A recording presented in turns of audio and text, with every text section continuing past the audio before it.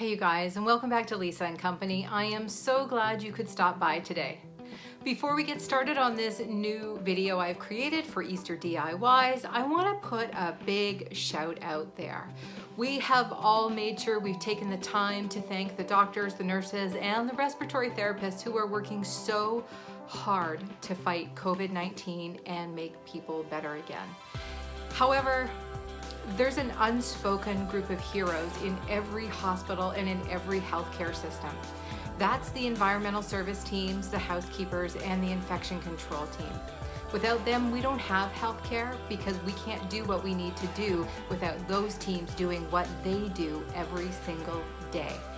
So next time you're on Facebook or Instagram or Twitter and you're sending a shout out to all those people who are working so hard, don't forget those guys. Because while we're complaining about being stuck at home, they would give anything to be at home with their families, not worrying about what they're bringing home to their families. Again, I just want to thank you guys. You do a wonderful job. You know you do, but you don't hear it often enough. So 2 thumbs up from us at Lisa & Company. Today, we are working on 5 dollar store DIYs for Easter. These are simple, neutral, and I hope you like them as much as I do.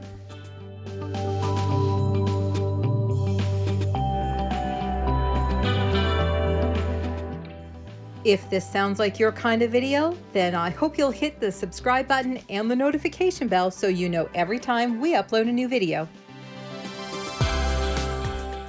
First up, I have these gigantic golden eggs I picked up at Dollarama and a whole pile of messy moss. There's no other way to describe this stuff. I am going to cover this with hot glue, burn my fingers multiple times while I put all the moss on, and I'm going to give them a haircut as I go. These look really good as long as you trim the moss so it looks really tight to the egg or the ball, whatever it is you're working on. I'm going to pop these onto a couple of white candlesticks, and this DIY is done.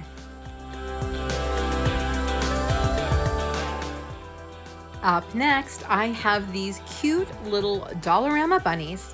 They were $2 each, and I have a really great idea for them. Initially, I wanted to cover them with moss and basically make them into bunny topiaries, but I've kind of had my fill of moss today by the time I'm finished one of the other DIYs. So I have 3 colors of green paint, and I'm going to stipple this on so I kind of get that moss effect.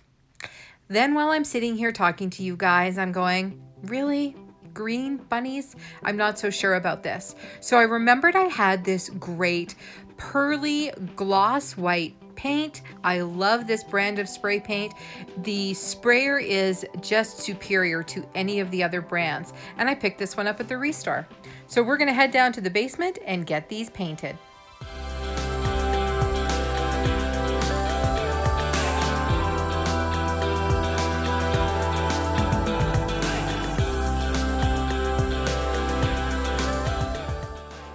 Once my beautiful baby bunnies are dry, it's time to head back to the studio and get these dowels attached. Now, I am going to use a combination of E6000 and hot glue, but I was really struggling with how I was going to get these to sit while I got that to set up. You're not going to believe it, but I literally flipped them over and they sit flat between the back and the ears. It's like this was meant to be. So I'm going to go ahead and put a little of the E6000 right on the end of the dowel and then a whole pile of hot glue so that I'm hoping as I slide it in there, the hot glue will slide down and make contact with the inside of the bunny. Then I'm going to go a little crazy and squeeze a pile of hot glue into that cavity and a little around the edge, and fingers crossed, that will make it stick after that hot glue sets up. With the hot glue all set up, I'm going to pop my bunny topiaries into these great galvanized pots, cover the foam with some moss, and then I'm going to just decorate up the top. I have this great little vine I picked up also at Dollarama. I'm going to put that around their little necks. I'm going to add a really pretty rose and a leaf, and these guys are all set. Since I seem to be missing a little bit of footage there, I'm going to give you a close-up and see how cute this bunny looks with his vine, his rose, and his leaf. If if you saw my haul video a couple of weeks ago, I picked up these sconces, and as I was talking about them, realized they looked an awful lot like bunny ears. So I'm going to put those together with my little wreath I picked up at Dollarama. If you haven't already figured it out, everything here is from Dollarama. So first things first, we're going to go ahead and cover this entire wreath with moss. And this, ladies and gentlemen, is why I am tired of moss. I love how the finished product looks. I don't even mind doing it. What I don't like is the mess and the burned fingers. Do you guys burn your fingers when you work with this too? I do. Every single time, no matter how many times I do it, no matter how many times I try to think of a better way to do it, I burn my fingers and my palms and my fingertips. It's working with moss. It's a good thing I like this darn stuff.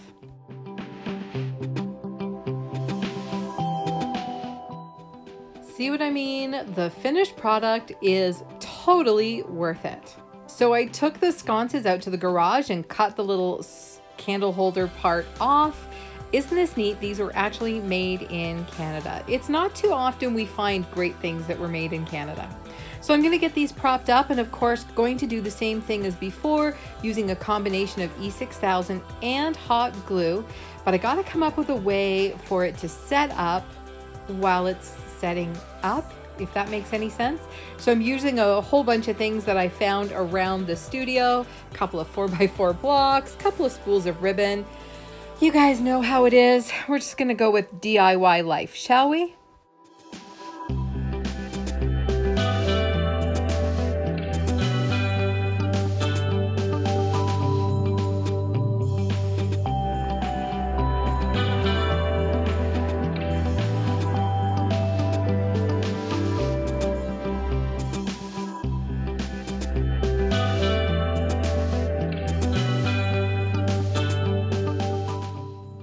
I'm all ready to start embellishing this bunny wreath. Now, if you guys have been watching my videos for a while, you know I love to dry brush finishes, but I am so happy.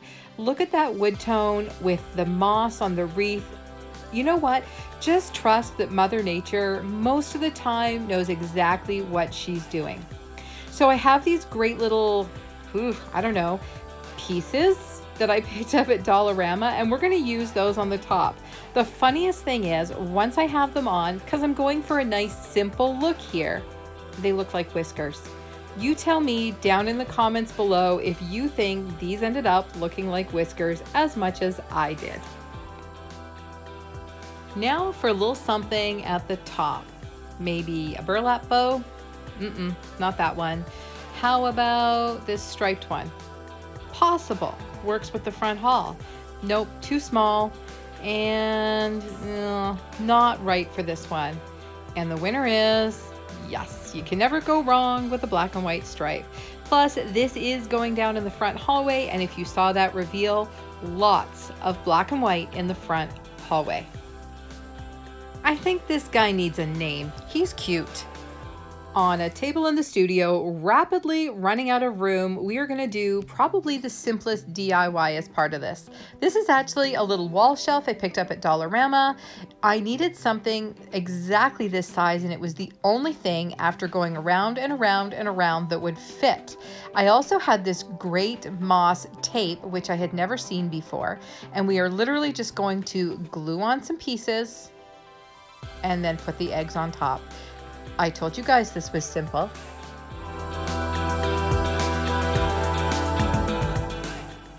One thing I will tell you about this roll of moss, it smells terrible. I don't know if it's something that they use to dye it. I'm not sure if it was just from being trapped in a plastic bag, but it is awful. I will admit that after it had been out for a while, it was better, but as I was working with it here, pungent. That's the word we'll go with today. And now for the reason I was looking for just something. These beautiful white ceramic pearly eggs, only $2 each, and I wanted just the perfect setting for them. I am going to glue them down. I don't know how well it will stick. I'm just concerned about them getting knocked over, especially because they're going to be in such a high traffic area. I am absolutely thrilled with this. So this entire thing cost me $8, $9, and I love it. To me, this looks like great high-end design, or at least something that you would pick up at HomeSense. And last but most certainly not least, I have this collection of Dollarama bunnies. These were $2, $3, and $4 respectively based on their sizes, and I am going to take these guys downstairs and attempt to give them a concrete look. I have a whole bunch of almost empty cans of spray paint, and I'm going to be using a glossy gray, a light flat gray, a flat black, and a really flat chalky white.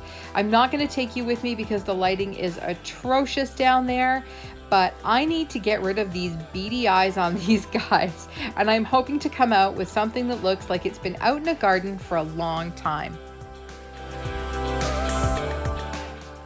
So what do you think? Do they have that old concrete look sitting here in their tray full of moss? I'm still a little weirded out by his eye, but that could be just me. Not gonna lie, you guys, this may be one of my favorite groupings I have ever come up with. I know it seems like I tell you I love the DIYs, and for the most part I do because I work really hard on them, but this is so me. It is so perfect for this front hallway. I hope you guys saw the reveal we did a couple of days ago. All this neutral gray, green, black and white.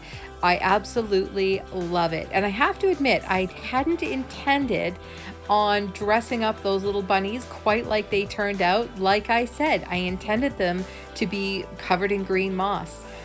But just like these eggs on their candlesticks, just like my family of bunnies, just like the egg sitting on the tray, I'm absolutely in love with this. But out of all of them, this guy, absolutely my favorite.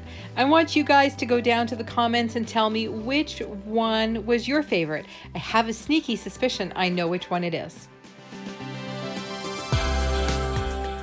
I really hope you guys enjoyed this video. Here's a couple more for you to watch if you haven't already seen them.